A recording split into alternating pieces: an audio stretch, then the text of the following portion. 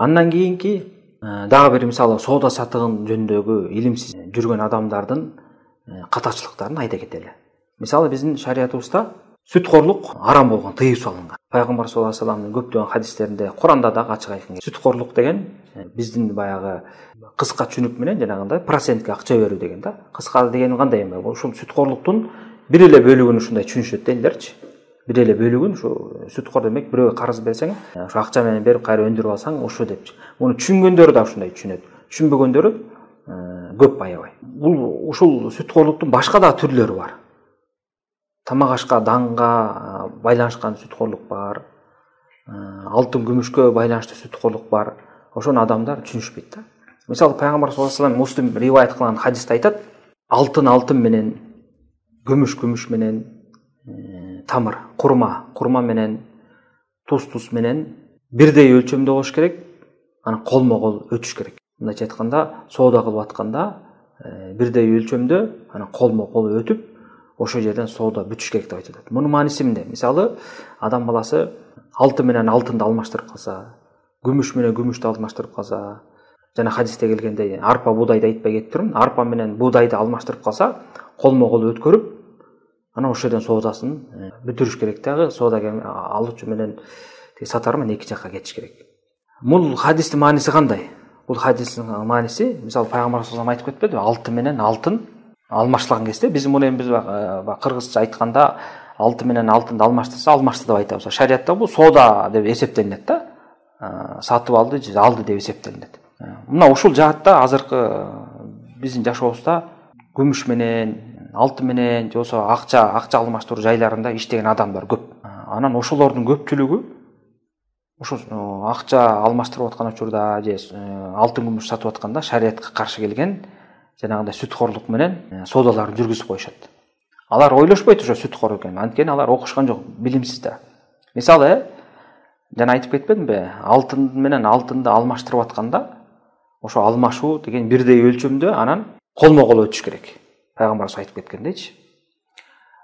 Көпчүлүк учурда карасак, базарларда же атайын алтын саткан жерлерде, мисалы бир адам бир эски алтынын же бир шакегин көтөрүп барса, ошону сатат элем же алмаштырам десе, сатуучу граммы аз алтынды берет дагы, тиги эски экен деп туруп, грамм көбүрөөк алтынды алып алат. Анан бул жерде көрүңөр, алтын менен эки ошо алмаштырылып аткан алтындын өлчөмдөрү бирдей болбой калды да. Бул шариятта сүткор болуп саналат. Арам да. Арам жана Аллах субханаху катуу тыйып салган сүткорлук. Эгерде ким мисалы жана алтын менен алтынды алмаштырам деп барган болсо, ошол жерге барганда колундагы алтын эски болобу же кандай болот? Ошонун өлчөмү мисалы 3 грамм алтын болсо, тиги дагы 3 грамм берип атса, ошо 3 грамм менен өтүш керек да. Бирдей өлчөмдө болуш керек. Анан ошол эле убакытта эки адам эки жакка ажырап кетпестен колмо-кол өтүш керек алтындар. Мына бердим, алдым, анан деп ана эки кетиш керек. Эгерде ал мына алтынды мына 3 граммды ал, эртең же ананыраак сен мага тиги алтынды бересиң деп кетип калса, бул да сүткор болот. Мына көптөгөн адамдар билишпейт ушуну. Базарга барышат дагы, алтын алмаштыралат дейт дагы, эски алтынын көтөрүп барат, же шакек күмүштөгү эски алтынды эсептеп туруп сатып аткан адамдар, мисалы биздин алтын мисалы Италиядан келген, силердики мисалы Кыргызстандан келген, мунун сапаты төмөнүрөөк 3 граммга мисалы 4 грамм болот деп туруп, ылдый өлчөм менен алмаштырып коет. Же болбосо берип тур, анан азыр жанымда жок болуп атат, эртең берип коем сага деп кетип калышат. Мына ушунун баары тең сүткор да. Күмүш деле ушундай.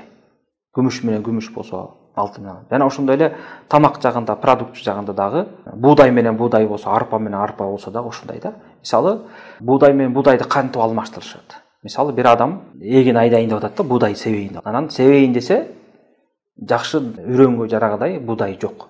Бирок да үйүндө неме бар да? Эски буудайлар бар, бирок сапаты анча эмес да. Эки күмүшөк бар. Аны көтөрүп алып, бирөө барат да, кел экөөбүз буудай алмашпайлыбы дейт. Сен мага бир мүшөк бер, жакшыдан, ана эмес эки мүшөк берейин дейт. Анан экөө алмашып алат.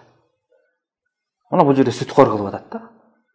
Анткени ал буудай менен алмашканда бирдей өлчөмдө болуш керек. Анан колмо-кол өтүш керек. Меники жакшыраак буудай, сеники жаманыраак буудай деген болбойт.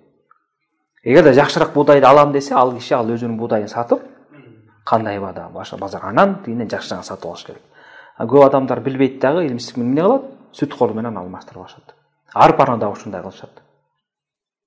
Ошондуктан пайгамбарыбыз мындай айткан: арпа менен болсо, буудай менен болсо, курма менен, туз менен болсо, колмо-кол бирдей өлчөмдө өтүш керек деген да. Мына ушунун баарын билишпейт. Же болбосо мындай кылат. Ушу буудайын алып барат дагы, мына бир мүшөк буудай, эртең келем же башка күнү келем, мага 2 мүшөк бересиң дейт. Колмо-кол өткөн жок мына көрүңүз. Мына бул да сүт кор болуп саналат.